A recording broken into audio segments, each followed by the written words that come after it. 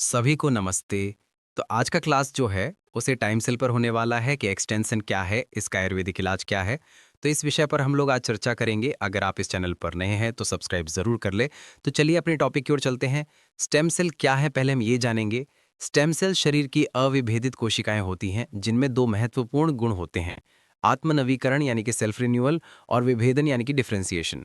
ये कोशिकाएं अपनी प्रतियां बना सकती हैं और शरीर की लगभग 200 प्रकार की विशिष्ट कोशिकाओं जैसे रक्त कोशिकाएं, तंत्रिका कोशिकाएं, हृदय कोशिकाएं, मांसपेशी कोशिकाएं, इनमें से किसी में भी बदलने की क्षमता रखती हैं। स्टेम सेल क्या है? स्टेम सेल को अक्सर शरीर की खाली स्लेट या मरम्मत प्रणाली के रूप में जाना जाता है। मुख्य विशेषताएं आत्मनवीकरण यानी कि सेल्फ रिन्यूअल। ये कोशिकाएं लंबे समय तक विभाजित हो सकती हैं और अपनी जैसी और अविशेषीकृत यानी कि अनस्पेशलाइज कोशिकाएं बना सकती हैं। विभेदन यानी कि डिफरेंशिएशन। उचित संकेतों के तहत ये कोशिकाएं विशिष्ट कार्य करने वाली कोशिकाओं में विकसित हो सकती हैं, जैसे लाल रक्त कोशिकाएं, सफेद रक्त कोशिकाएं, प्लेटलेट्स, तंत्रिका कोशिकाएं, मांसपेशी कोशिकाएं। स्टेम सेल के प्रकार। स्टेम सेल को उनकी क्षमता और स्रोत के आधार पर मुख्य रूप से वर्गीकृत किया जाता है। भ्रूणीय स्टेम सेल यानी कि एम्ब्रियोनिक स्टेम सेल, ये भ्रूण से प्राप्त होते हैं और प्लूरिपोटेंट यानी कि ये शरीर की किसी भी प्रकार की कोशिका में बदल सकते हैं। वयस्क स्टेम सेल, ये बच्चों या वयस्कों के शरीर के विभिन्न ऊतकों जैसे अस्थि मज्जा, रक्त, वसा ऊतक में पाए जाते हैं। ये आमतौर पर मल्टीपोटेंट यानी कि ये केवल कुछ प्रकार की संबंधित कोशिकाओं में ही बदल सकते हैं, जैसे अस्थि मज्जा के स्टेम सेल केवल रक्त कोशिकाएं ही बना सकते हैं।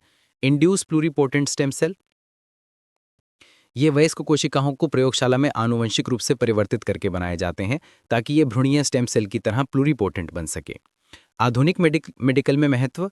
स्टेम सेल थेरेपी, जिसे पुनर्योजी चिकित्सा या रीजेनरेटिव मेडिसिन भी कहा जाता है, इसका उपयोग क्षतिग्रस्त या खराब हुए ऊतकों और अंगों की मरम्मत या प्रतिस्थापन के लिए किया जाता है। इसके उपयोग के कुछ उदाहरण रक्त संबंधी विकार, ल्यूकीमिया और सिकल सेल एनीमिया जैसी बीमारियों के इलाज के लिए अस्थि मज्जा प्रत्यारोपण यानी कि हेमेटोपोएटिक स्टेम सेल ट्रांसप्लांट। हृदय रोग, दिल के दौरे के बाद क्षतिग्रस्त हृदय तक ऊतक की मरम्मत। तंत्रिका रोग, पार्किंसंस, अल्जाइमर रोग और रीढ़ की हड्डी की चोटों का संभावित उपचार। स्टेम सेल का आयुर्वेदिक परिप्रेक्ष्य यानी कि आयुर्वेदिक ट्रीटमेंट। आयुर्वेद, जो भारत की पारंपरिक चिकित्सा पद्धति है, सीधे तौर पर स्टेम सेल शब्द का उपयोग नहीं करता है क्योंकि ये एक आधुनिक वैज्ञानिक अवधारणा है।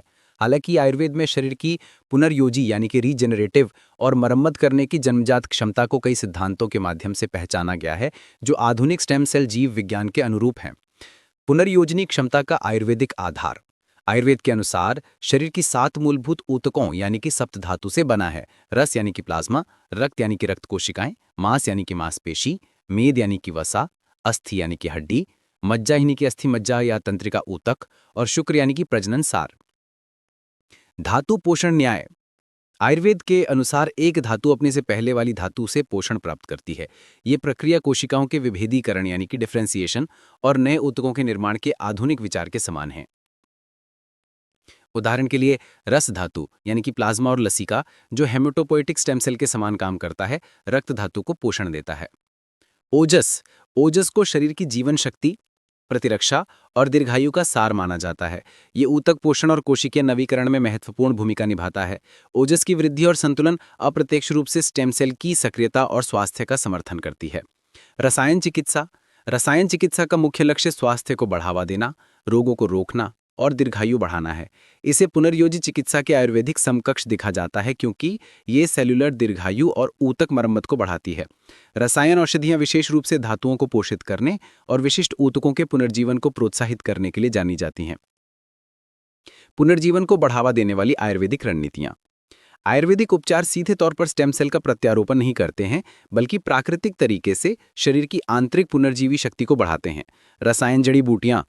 कई जड़ी बूटियां ऊतक की मरम्मत और कोशिकीय स्वास्थ्य को सुधारती हैं, जैसे आंवला की यानी कि आंवला और गुड़ूची यानी कि गिलोय। ये प्रतिरक्षा प्रणाली को मजबूत करती हैं और एंटी एजिंग गुणों को प्रमोट करती हैं, जो अप्रत्यक्ष रूप से स्टेम सेल को एक्टिवेट करने में मदद कर सकती हैं। ब्रह्मी यानी कि ब्रह्मी और गोटुकोला, ये मस्तिष्क और तंत्रिका कोशिकाओं का समर्थन करके न्यूरोजेनेसिस में सहायता करती हैं, नई तंत्रिका कोशिकाओं का निर्माण। अश्वगंधा, शिलाजीत, ये ऊतक शक्ति और सहनशीलता को बढ़ाते हैं, जो समग्र कोशिकीय स्वास्थ्य का समर्थन करते हैं। पंचकर्मा, ये विषाक्त कण डिटॉक्सिकेशन उपचारों का एक समूह है जो शरीर से विषाक्त पदार्थों को हटाता है। माना जाता है कि विषाक्त पदार्थों को हटाने से कोशिकाओं के कामकाज में सुधार होता है और पुनर्जीवन की प्रक्रिया में बाधा डालने वाले कारकों को दूर किया जाता है, जिससे स्टेम सेल का अनुकूलतम एक्टिवेशन सुनिश्चित होता है। आहार और जीवन शैली। आयुर्वेदिक आहार विज्ञान सात्विक आहार, ऋतुचर्या और उचित जीवन शैली शरीर के संतुलन त्रिदोष को बनाए रखती है, जो सभी कोशिकीय प्रक्रियाओं और ऊतकों के स्वस्थ पोषण के लिए महत्वपूर्ण है। तो मैं आशा करता हूं कि आप लोग वीडियो को पूरा देख करके समझ गए होंगे कि स्टेम सेल क्या है और इसका आयुर्वेदिक इलाज क्या है। अगर किसी तरह का प्रॉब्लम हो तो मुझे कमेंट करें। Thank you.